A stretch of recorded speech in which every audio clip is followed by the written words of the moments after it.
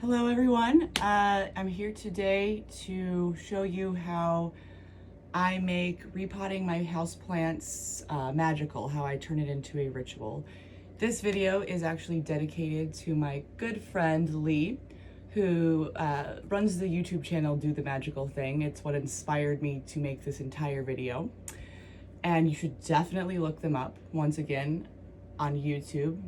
Go to your internet, your computer, or your phone, or your app, and then in the little search box you type do space the space magical space thing, enter. It'll be right there. They have the best British accent, you know. Sorry to fetishize that, Lee, but it's great. It's the most soothing thing to listen to. Great channel. So this brings me to my activity. I have purchased a modest size Brazil philodendron for myself as a reward. I don't remember what I'm rewarding myself for, but that's not important right now. I like to pretend that I can communicate with my plants, and by pretend, I really do think that if you're in tune with the earth, you can definitely ground yourself enough that you can sense other living things around you that don't have a voice to speak for themselves. So repotting a plant is something that, even if you're not a witch, can be very intimidating. I know I myself, having killed several plants prior to this, was just abhorred by the idea of having to repot it myself. I'm like, I'm going to accidentally kill it. It's actually not that difficult. But there's a few steps that even beginners, and you can successfully, repot a plant without doing these, but these steps will make your plant flourish even more. And the first is sterilizing the potting soil. Every step of this ritual process has both a scientific and a magical purpose. I've basically gone through and perfected the scientific purpose and then retroactively reimagined each scientific purpose as if it were something magical or spiritual. So I have here the I believe it's Frog Farms or Fox Farms. It's a turquoise bag potting soil. It has the word ocean in it. I don't remember the full name, but you'll know when you see it at the store. It's bright turquoise. And I've amended it with some perlite, and I have it in a recycled whipped cream tub container. And I've poked some holes in the bottom, and I have a takeout tray underneath, and you pour a little bit of boiling water over it. And all the water I'm using for this process is distilled because you don't want to shock the plant. You don't need much, but this is just going to kill any microbe, like anything. Just gets it nice and clean. It also kind of compacts it down.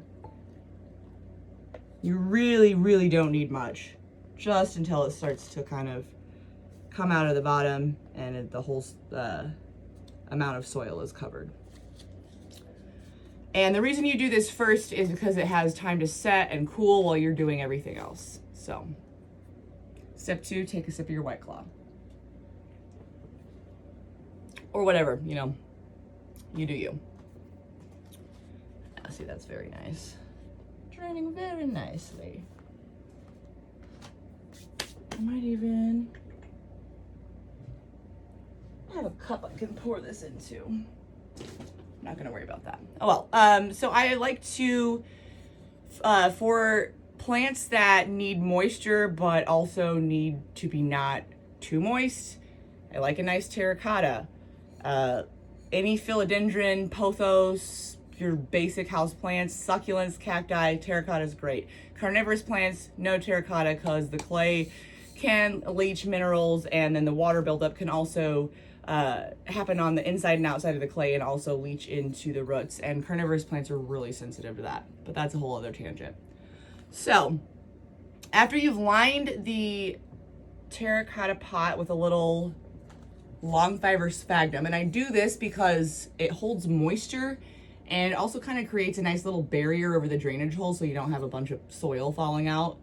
I mean, that doesn't happen a lot, but it's just kind of nice, it kind of also, like I said, retains moisture.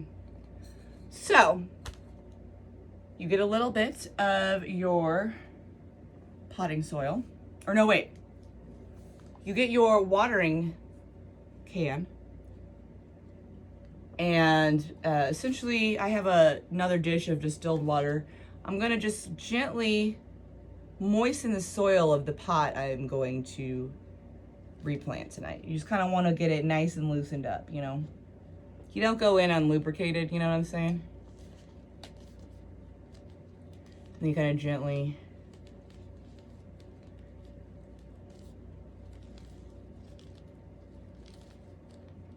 and then I also have a few smaller vines that I got a cutting from a friend, and they have this really nice like pinkish orange vine.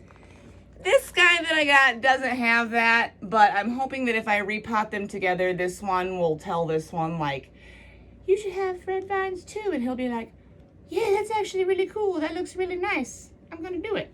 And you know, that's just my thought. That might happen, who knows. So you moisten them, loosen them up. And a really important step that I was super afraid to do at first is get rid of all that old potting medium.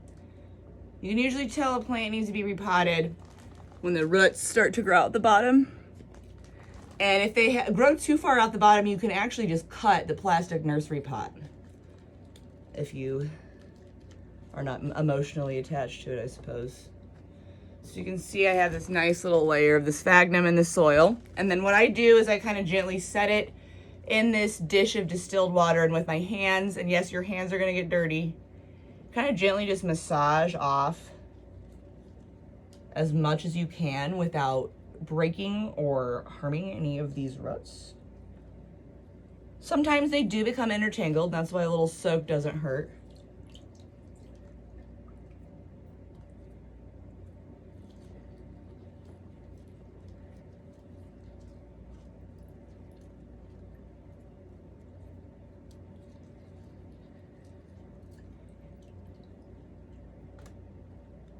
Like I said, this was something I was totally afraid to even approach at first because roots just seem so fragile, but roots are only going to be fragile when they have root rot. You know, when they're a healthy root, they're stronger than the plant itself.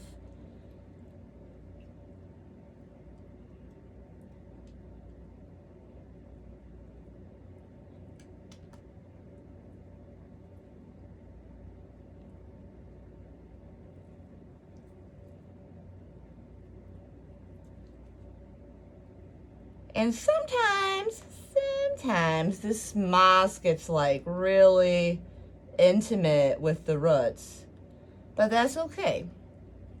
Cause I'm gonna get my little scissors, I'm gonna just gently trim it away. Give me 2 seconds.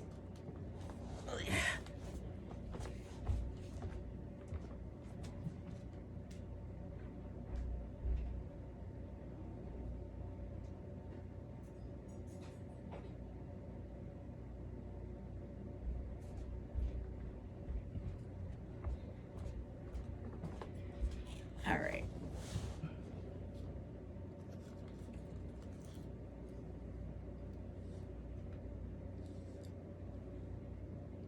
That's definitely just moss. Also, I've lined the floor with some newspaper if you can't see, because it's really not fun to just raw dog it on your carpet in your apartment when you're repotting. I highly suggest using protection.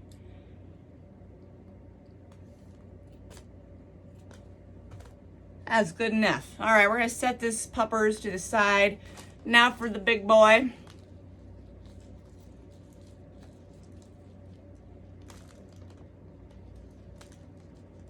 You can kind of massage and like push on the bottom, and then gently, don't pull, but kind of use the base of each stem to guide it out. And ideally you can pick a lot of this off without even having to dip it, especially for a bigger plant like this.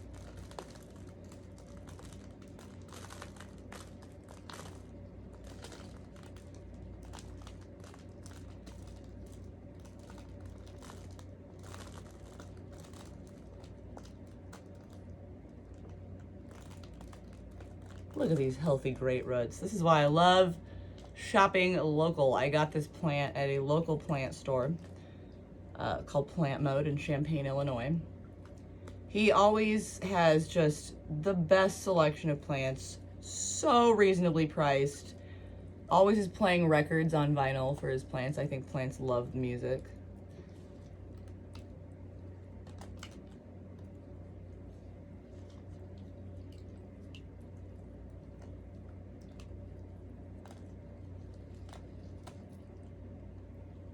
right, I feel like that's ready to go. So set this gently over here.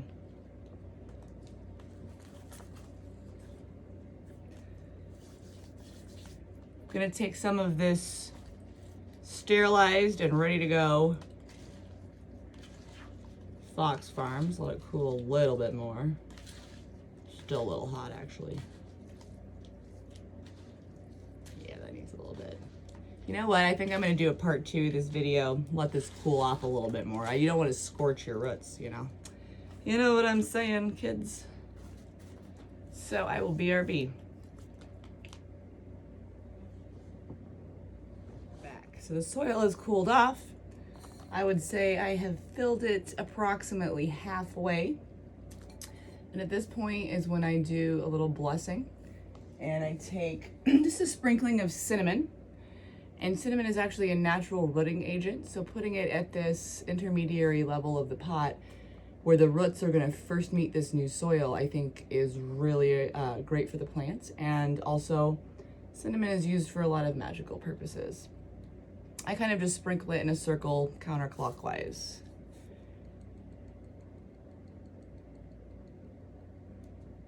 You really don't need much at all. You can kind of mix it in a little bit too if you want.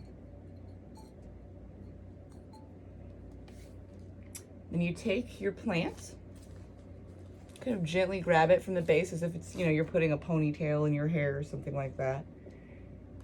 This guy is a vine, so he's got a lot of moving parts here. You kind of make sure the roots go in bottom first. Just gently settle everything in there.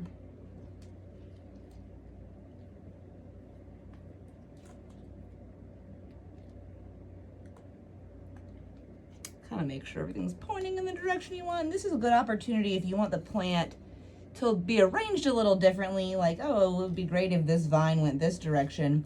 This plant does give you a little bit of freedom to make those adjustments. I'm not gonna lie, it's kind of nice for that reason. And I take a little, this old index card or something, or you can use your fingers. Actually, I think this time I'm just gonna use my hands. No, never mind.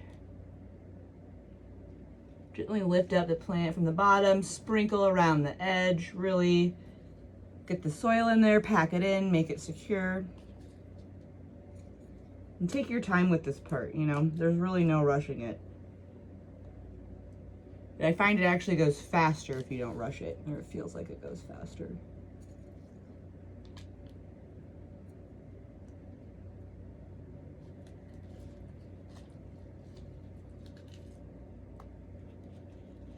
This is a really fun one because it's so fast growing. If you really want like a nice, colorful, hanging plant that vines down, like this is a great one. It's a fast grower. It gets these nice orange stems when it gets enough sunlight. That's generally true for most plants that have variegation, is that the more light they get, the more variegated they get. They lose light, they go back to that normal green state.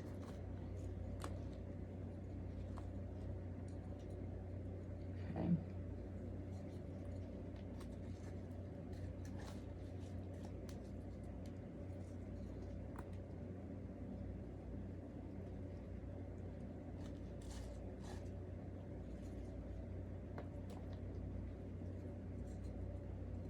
See how easy that was? And this had so many loose little vines everywhere, and it was even 2 separate plants. This wasn't even that bad. I'm gonna get this side a little bit more packed in.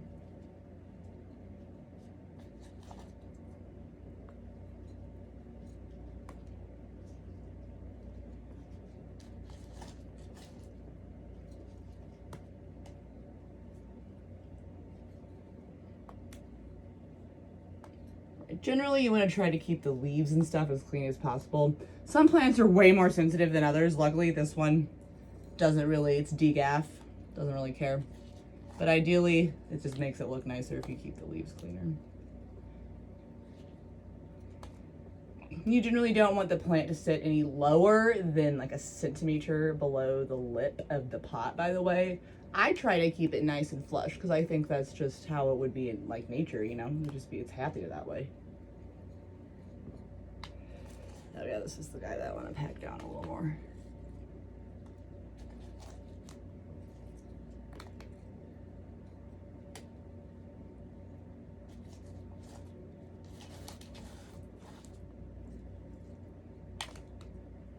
The pot, however, get dirty because you can use the watering can to kind of like shower off the outside after you're done. And I will show you that in a moment. Wow. Actually, I feel like this plant is telling me it's happier.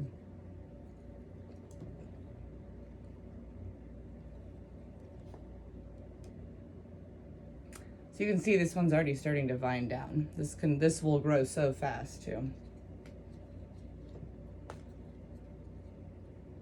Alrighty, we're gonna do a part 3 actually, because I'm gonna take this outside to do the watering portion of the spell. So give me another moment.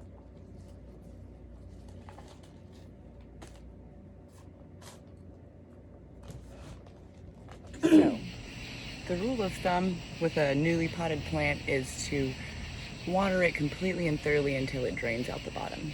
No one ever really explains how that's done though. It's a little more complicated than you think. I basically like to do a few series of small pours of water and let it soak in, and it slowly drips out of the bottom. It's not like a continuous heavy pour over the plant until it gushes out, essentially. And I like to start with 5 initial intention setting waterings. The first, I water the plant, and it's also associated with activating the 5 senses. So we're gonna do a quick rinse of the outside first.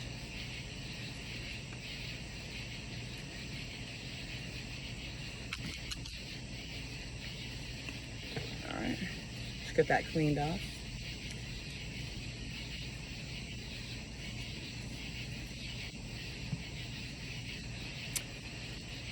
So the first watering will be activating your site. You just pour thin layer over everything. And then you watch the water soak in.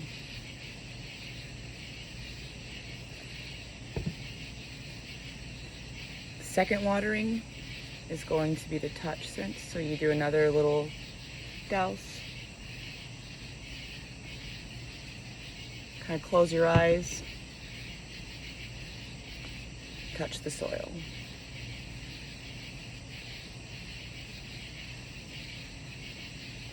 The third is going to be hearing, and this is kind of one of my favorite things about repotting a plant.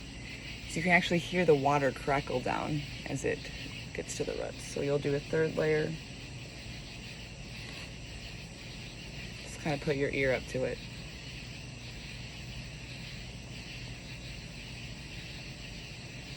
And you can hear the water going to every part of the roots.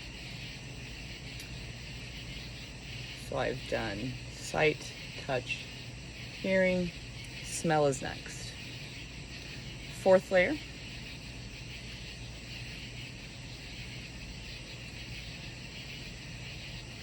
And if you have a plant that is herbal, you know, you can kind of rub the leaves and smell it, but I just like to, so this one doesn't really have a smell, so I like to get right up in the soil and give it a big whiff. It actually smells very earthy and clean. Fifth sense to activate would be taste, and because this is totally sterile distilled water, I give a little bit to the plant, a little bit to myself, and I say to the plant, what nourishes you also nourishes me. Hope you enjoyed this, y'all.